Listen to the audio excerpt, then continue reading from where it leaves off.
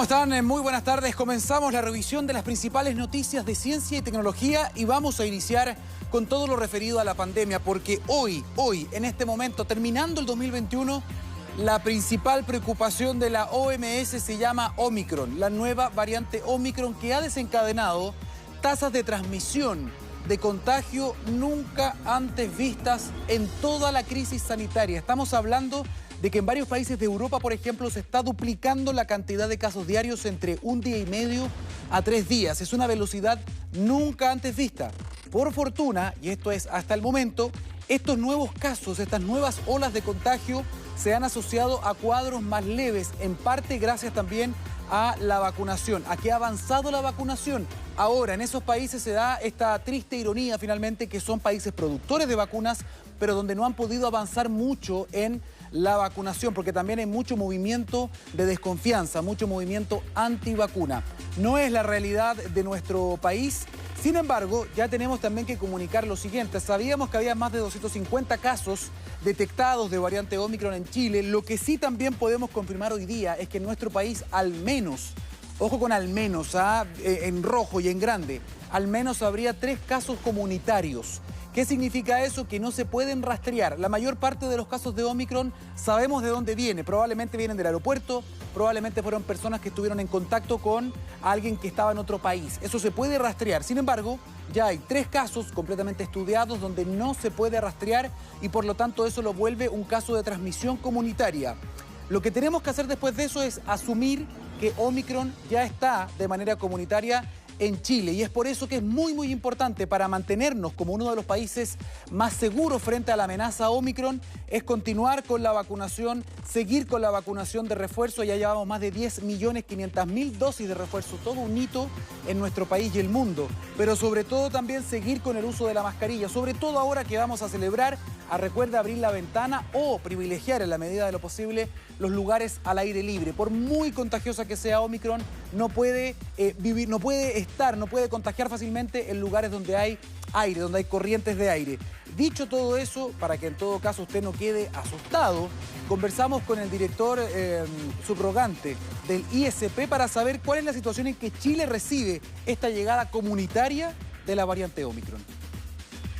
Esto es completamente normal en las variantes. Por supuesto, primero ingresan las variantes vía aeropuerto, vía viajeros, ¿cierto?, en la frontera, y luego avanza, ¿cierto?, al contagio comunitario. Ahora bien, el escenario de este año no es el mismo escenario del año pasado en vacaciones. El año pasado no teníamos vacunas, este año tenemos vacunas.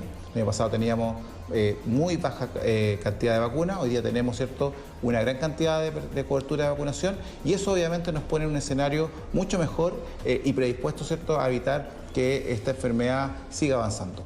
Le dijimos al comienzo que estamos frente al virus más contagioso o a uno de los virus más contagiosos del último tiempo. Esta variante es mucho más contagioso, por ejemplo, que Delta, un 60% más. Delta ya era un 60% más contagioso que la Alfa, o sea, así ha ido avanzando. En este caso, esta es la más contagiosa de todas. ¿Por qué?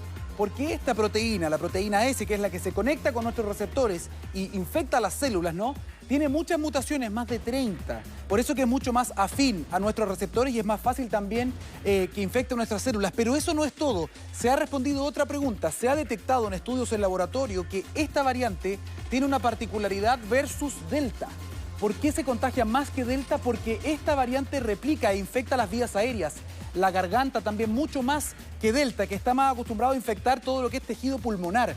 Por lo tanto, las personas tienen mucha más replicación viral en las vías aéreas altas, en la garganta. Por lo tanto, cuando una persona infectada de Omicron habla, estornuda, tose, respira, genera muchas más partículas y con una menor cantidad de partículas es más fácil infectar. Esa es parte de la respuesta de por qué este virus es más contagioso. Le preguntamos de todas maneras qué significa todo esto a un infectólogo que está detrás justamente del estudio de varias vacunas en Chile. Mire.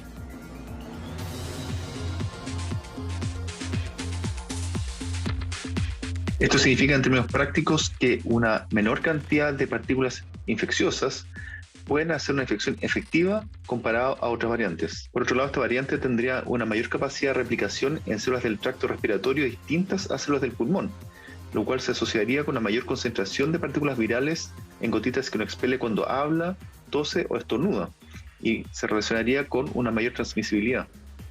Hoy día en Chile, todas las personas, los niños y las niñas mayores de 3 años de edad se pueden vacunar. Hágalo. Nosotros replicamos el llamado que hace la autoridad sanitaria porque sabemos que es lo correcto, porque sabemos que esto nos protege a nosotros individualmente, a la sociedad en su conjunto y también disminuye la posibilidad de transmitir la enfermedad. Pero esto lo hacemos también por una razón. Fíjese que hoy día hay una guagua, y esto es real, en Chile, que tiene 6 meses de edad en este momento, que está con una neumonía por COVID grave, que está intubada con ventilación mecánica en el sistema público de salud de nuestro país. Y ojo, este caso que usted está leyendo en pantalla no es el único. La verdad es que ha aumentado la cantidad de niños y niñas pequeños, muy pequeños, que están con neumonía grave por COVID. Esto no es un chiste. Imagínense lo que significa tener un niño, una niña intubada por COVID. Por eso es importante que todos nos vacunemos, para protegerlo. Los que no se pueden vacunar se protegen cuando todo el resto de su familia está vacunado. Esa es la invitación. Escuche. Ha habido un aumento considerable de los casos de neumonía por COVID en niños, lamentablemente neumonías graves. Hay intubados en ventilación mecánica, niños en hospitales y en clínicas, lactantes de 6 meses. Por lo tanto, llamamos a todos los padres a vacunar a los niños de la edad de vacunación, o sea, sobre los 3 años, y proteger con esta estrategia tipo capullo todos los adultos con tercera dosis, porque ya se ha demostrado que baja la inmunidad después de 6 meses. Es momento de cambiar de tema y en esto, por favor, pongan mucha atención. Vamos a ver algo en pantalla, señor director, y les vamos a explicar de qué se trata. Pero esto es revolucionario, se los digo, miren. Aquí lo que tenemos, hay un tuit. Mostremos un tuit, porque tenemos un tuit, una gráfica. A ver si está, señor director, ese. Mira, aquí está. Thomas Oxley dice, sin necesidad de presionar teclas o usar la voz, he creado este tuit solo con el pensamiento. Esto fue un tuit de esta semana y esto es verdad, esto no es del Día de los Inocentes. Esta fue una persona que tiene ELA, que tiene un problema importante, que no se puede mover, que está paralizada, no puede mover casi su cuerpo y acaba de hacer el primer tuit del mundo hecho con la mente, hecho con el pensamiento. ¿Cómo eso, dirá usted? Bueno, gracias a una empresa que ha desarrollado una interfaz cerebro-computador. Probablemente usted ha visto que hay personas que pueden mover cosas con el pensamiento, pero lamentablemente hasta ahora para lograr eso hay que abrir el cráneo y hay que insertar un chip físicamente sobre la corteza o sobre alguna parte del cerebro. Es súper invasivo, es muy complicado de hacer, se ha logrado antes. Sin embargo, en este caso es único porque se logró con una terapia o con una forma, una técnica no invasiva. Un electrodo, un electrón, se hizo viajar a través de una vena que se deposita justo sobre la región motora de la corteza cerebral. ¿Qué es lo que hicieron los científicos? Lograron esas señales eléctricas de esta persona que no se podía mover, lograron programar un sistema de inteligencia artificial para que reciba estas señales y logre interpretar lo que esta persona en este caso quiere escribir. Por lo tanto, esta persona se imaginaba que iba a escribir con su mano una A y el sistema lograba interpretar esas señales y ponía una A. Y así logró, después de ensayo-error, mucho tiempo, logró escribir un primer tuit solo pensando en que lo estaba escribiendo. Esto es, sin duda alguna, fantástico.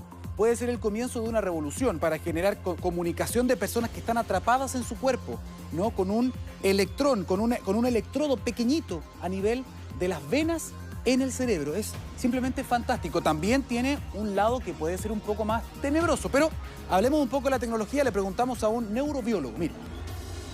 Usando estas señales, ellos crearon un clasificador muy sofisticado que permitía diferenciar las señales de cuando el paciente quería escribir una letra A de una letra B, etc. Y con este clasificador, entonces el paciente que estaba paralizado podía generar texto. Esto es un enorme avance, ya que no requiere una neurocirugía, sino una cirugía menos sofisticada que puede permitir a muchas personas recuperar parte de su actividad motora para escribir y comunicar.